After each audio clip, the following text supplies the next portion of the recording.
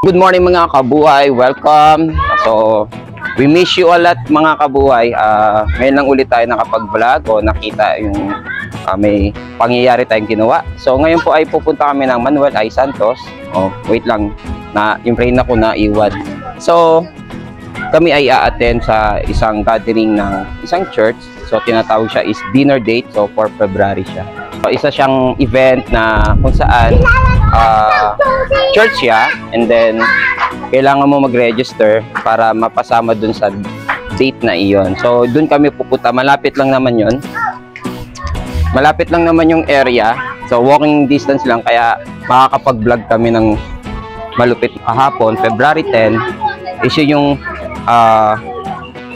araw na kung saan naging kami. So hindi naman siya wedding day o wedding anniversary, kung yun ay pagkakataon na naging kaming dalawa. So, namin nakikita kung paano yung setup doon, but syempre pagdating natin doon, papakita namin sa inyo. So ganun pa mga buhay, see you ulit.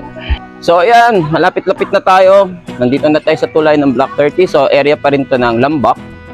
So yun lang naman yung area na pupuntahan natin. So malapit lang naman to yung area, kaya hindi tayo mapapagod maglakad. So yan na nga mga kabuhay, nandito na kami sa area ng Manuel I. So pumasok na kami doon. So hello po. Ayan. So di pa namin nakikita, doon gaganapin yung event ng dinner date ng Mabuhay Women. So Mabuhay Church. So salamat po sa pag-imbita sa amin. Maraming salamat po dahil kahit paano ay makapag-celebrate din kami ng, di ba, Valentine's Day. Yes. Ayan. So, ayan. Doon ang yatang registration area.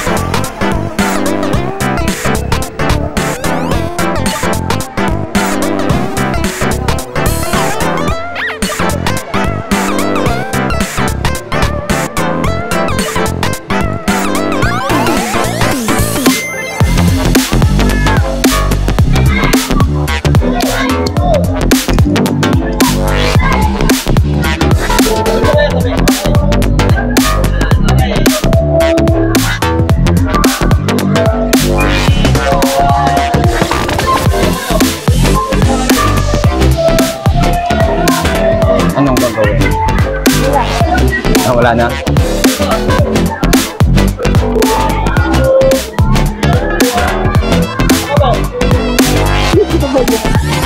Juan, salamat sa tagahawak ng ating camera. Mag-pictorial doon sa kabila. Punta naman tayo dito sa kabila. So ang daming, so ano, salamat po sa napaka-maayos na ano. Yan. I-edit ko naman yan. Nice. Sige po. Thank you po. Mamaya na. Yan, pinahawak ko na.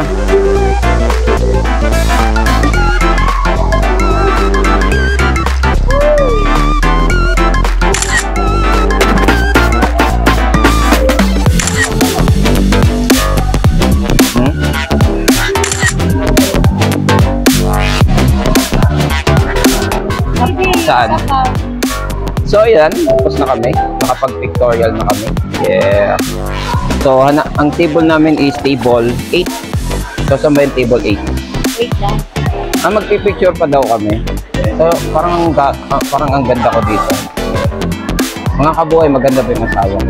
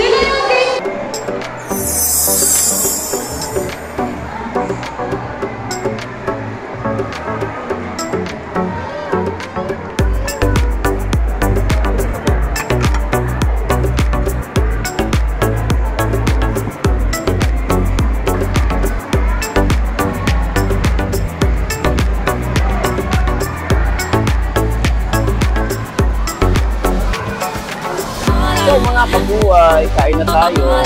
Dinner. Ano yung dinner namin? Ayan yung dinner. So, we have pasta, beef broccoli, and mixed vegetable.